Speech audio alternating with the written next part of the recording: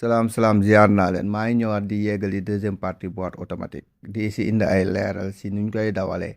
di wax ne boîte automatique comme ni ma ko waxee woon si première partie bi vitesse yi dañoo wuute vitesse su boîte automatique oto bu nekk ak vitesse boîte automatique soo xoolee photo bii nii bu njëkk bi nii da ngay gis ne oto bi am na 2 am na L te normalement boîte automatique yëpp li si ëpp mooy P R N D léegi dañ ciy yokk ay plus maanaam loolu nag mi ngi dépendre si oto bi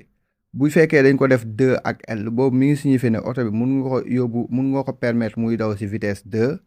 wala nga yóbbu ko muy daw si vitesse boo xam ne du gaaw trop maanaam day lent day yéex bu ñëwee si photo bii nga xam ne moo nekkee nii si suuf boobu dafa am benn différence bu si nekk muy dañ def 3 def D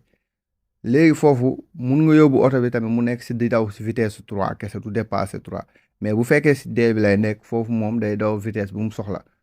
maanaam bu da waree daw 5 day daw 5 bu waree daw 6 day daw 6 mais bii tamit dafa amaat 2 am L maanaam ça veut dire que ne mun nga dawal aussi si vitesse 2 wala nga yóbbu ko si low maanaam muy daw nànk bu ñu xoolee photo bii nga xam ne moo nekk nii dafa am aussi S à part PRND bi dafa am S bi nag moom lan lay tekki maanaam mun nga daw si vitesse mun nga dawalee oto bi sportif bu ñu yéegee si kaw maanaam bii nii da ngay gis ne moom am na PRND mais aussi am na côté bee plus ak moins bii mooy semi manuel bi maanaam bii mun nga ko utiliser dugalal sa vitesse yi sa bopp maanaam régler vitesse yi si première deuxième ba troisième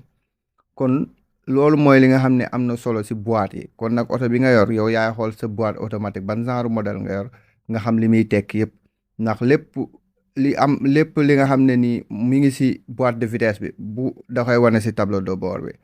mais dinaa leen wax ay conseils yoo xam ne nii dañ ne lii baaxul si boîte vitesse automatique ndax day yàq boîte vitesse automatique maanaam booy dawal tànk oto bi taxawul tànk dëggoo frein bi oto bi taxaw waroo yóbbu oto bi parking loolu mooy benn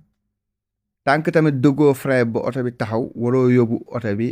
R maanaam waroo yóbbu oto bi arrière loolu day yàq boîte automatique de préférence dañuy wax ne na nga freiner ba oto bi taxaw nga doog a changer sa vitesse si boîte vitesse mais dañuy wax tamit boo taxawee si feu au lieu ngay yóbbu si oto bi neutre de préférence bësal sa tànk si frein bi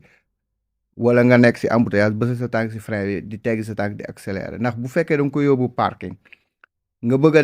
nga fàtte ne yóbbu nga ko parking feu bi vert rek da ngay bës sa vitesse kon boobaa loolu baaxu sa boîte automatique kon loolu laa leen indi loon jaa ngeen jëf ba beneen yoon